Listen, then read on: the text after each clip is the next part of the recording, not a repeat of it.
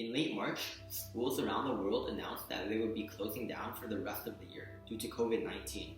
As the summer came to an end, many have decided that they would reopen for one reason or another, to give kids socialization and interaction, or to give kids higher quality of education in the classroom compared to online.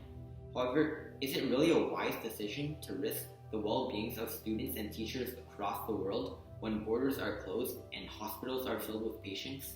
For the individual, know that coronavirus is a virus, a dead thing that spreads by infecting living cells.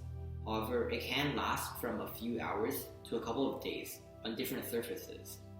It can infect a body by coming into contact with mucous membranes or through injury sites. Soap, hand sanitizers, and alcohol to a certain degree are able to deactivate the coronavirus. Masks and distancing are also effective tools to stop the virus, as the virus spreads by breath.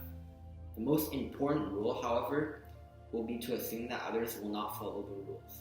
Inevitably, people will not take the virus seriously, and they will not keep themselves and others safe. Practicing vigilance, identifying those individuals, and keeping away from them would be a good choice. Opposing the decision to reopen, many schools do not have the funds to ensure a safe environment, such as large classrooms or soap and hand sanitizer.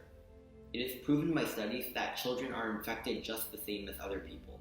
Although coronavirus causes less severe symptoms, many children also have other health conditions and are already weak.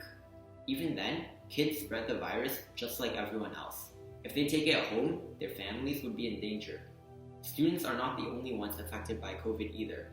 Teachers, staff, and faculty are also being put in danger. During the length of the virus, the socialization and interaction that schools usually provide are unrealistic and even dangerous. If schools tell students to stay 6 feet apart, how are students supposed to interact with each other?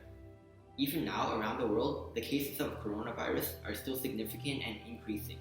The US closed their school system at around 10,000 cases, but now they're reopening at 50,000. Even if traditional schooling stops, there are other alternatives to choose from. Studies have shown that online learning, when done correctly, is just as effective or even more effective than classroom learning. Online learning allows students to learn at their own pace and with their own schedule. Discussion forums, online chats, videos, meetings, and lessons, if used correctly, engages students more effectively than physical classrooms. Homeschooling should also be another supported method of learning. It gives the flexibility to choose one's own curriculum and schedule, unrestrained from the time periods of traditional schooling. Although parents sacrifice their free time to help their children, homeschooled kids show higher levels of maturity, self-organization, and achieve better results than their peers. Outdoor learning is also a viable approach to slow the spread of the virus. During the Spanish flu, many schools remained open, but instituted open-air classes. An increasing amount of evidence suggests it is less likely to catch the coronavirus outdoors.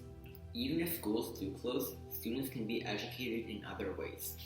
The period of COVID-19 is time filled with uncertainty, and in the wake of this virus, countless countries and organizations have had to make tough decisions.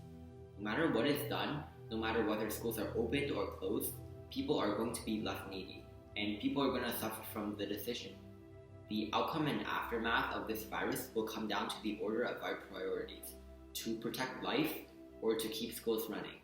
And ultimately, our priority should be to protect life. One life lost is one sacrifice unprevented.